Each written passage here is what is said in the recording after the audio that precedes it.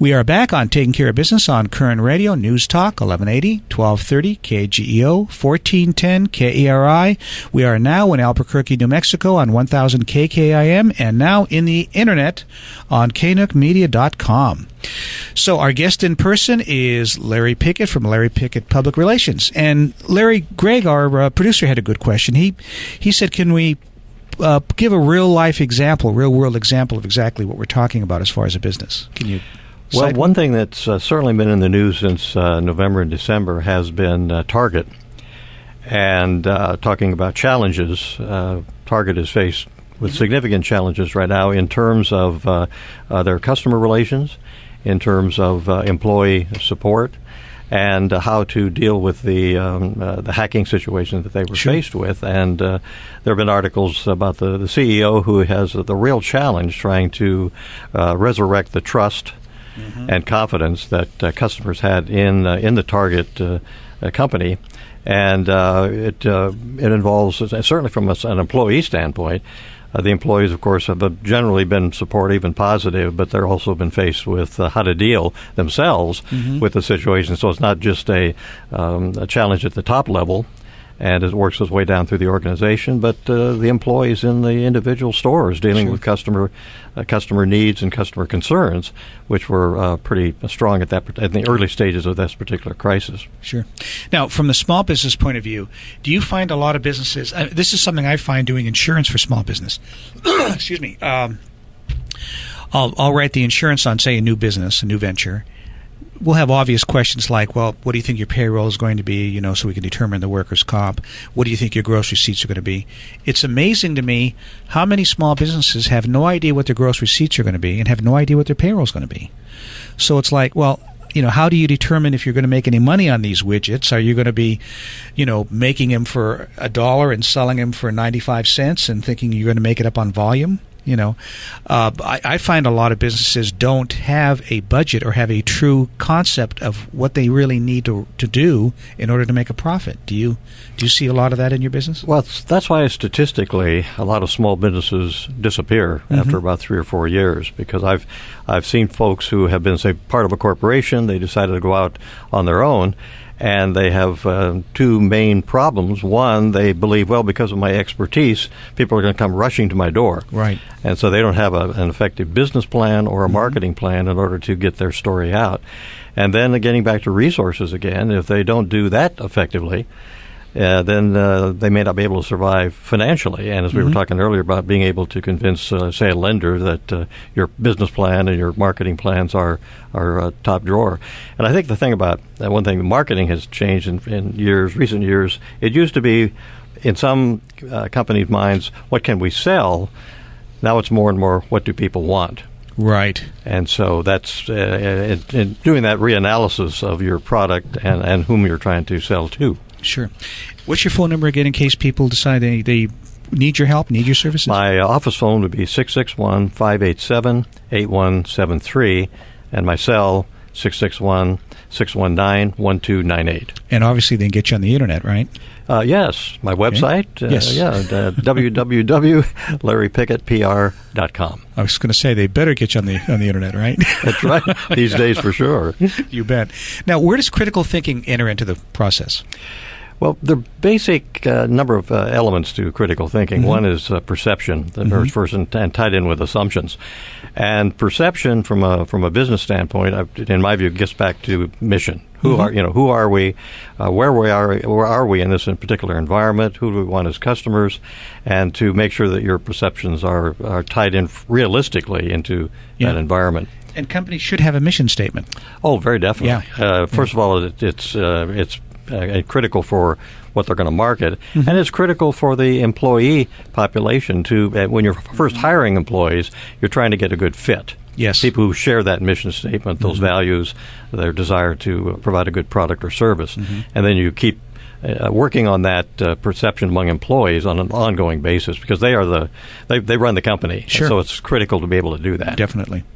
And then the next thing in the critical thinking stage? Well, you get assumptions. Once you've done some perceptual analysis, sometimes you assume your directions are sound and good, or you may wind up changing. Language is another part of critical thinking, and definitions. Part of that ties into the mission statement as to how do we define our product, our service, in terms of how we want to survive.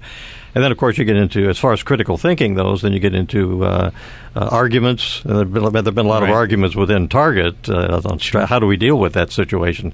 Some of these articles I have come across. And some other elements, fallacies and logic issues. And, of course, a major one, problem solving. If you have ways to solve your problems as a company, and how that leads into making the right decisions to solve those problems. Sure. We're having a conversation with Larry Pickett from Larry Pickett Public Relations. One of the things when it comes to problem solving, one of my favorite books is Maxwell's book, Failing Forward.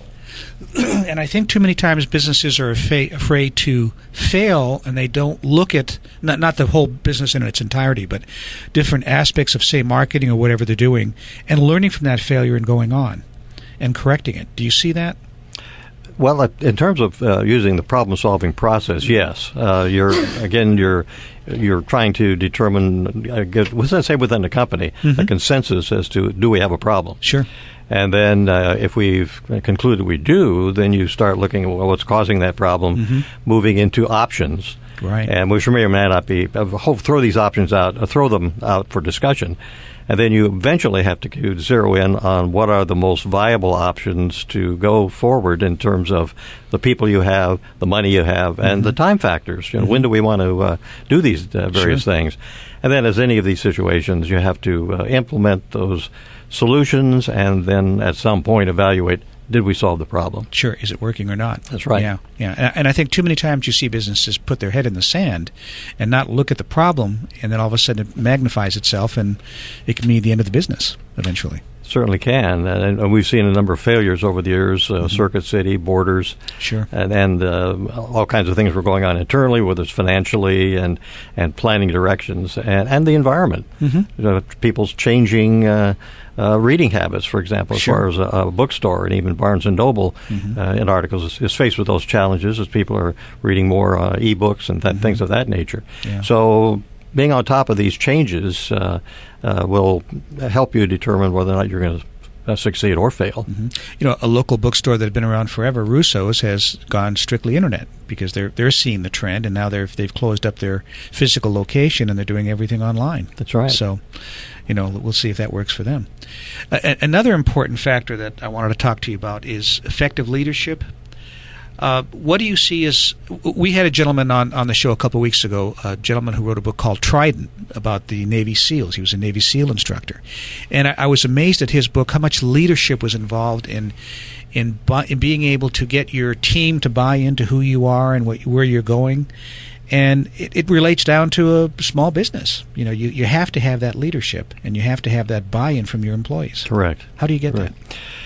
Well, you start out with some kind of talking about leadership. If you get a good top management that provides the vision for the organization, and then you work your way down through the organization with directors and managers and local folks who are the ones that are dealing with employees. So it starts out with that mission and vision to say, okay, who are we? And then, as we were saying, get the fit of the employees that you hire and train and get them involved, and getting their the involvement and involvement for that they share that vision, that mission, and it's going to be in their interest to support. And then a lot of other tools in terms of information communications, and in some cases just giving employees part ownership in an organization. Because, okay, this is what we want to accomplish, what service or product, and you can share in that with, say, employee involvement. And then, of course, keeping them informed of what's always happening within the organization. That's critical from a leader standpoint. And there are all kinds of attributes about a good leader in terms of communication skills and being fair and things of that nature. Yeah. Other than ownership, what would you recommend to motivate the employees and get them to buy in? Communications is a big factor. If they understand where the organization is going and how their role fits into that organization, that the organization is going to succeed or fail, and the contribution they can make, and how it's going to benefit them. And we're talking about persuasion in some respects. That people will be persuaded to do something or believe something because of benefits to them. Yeah.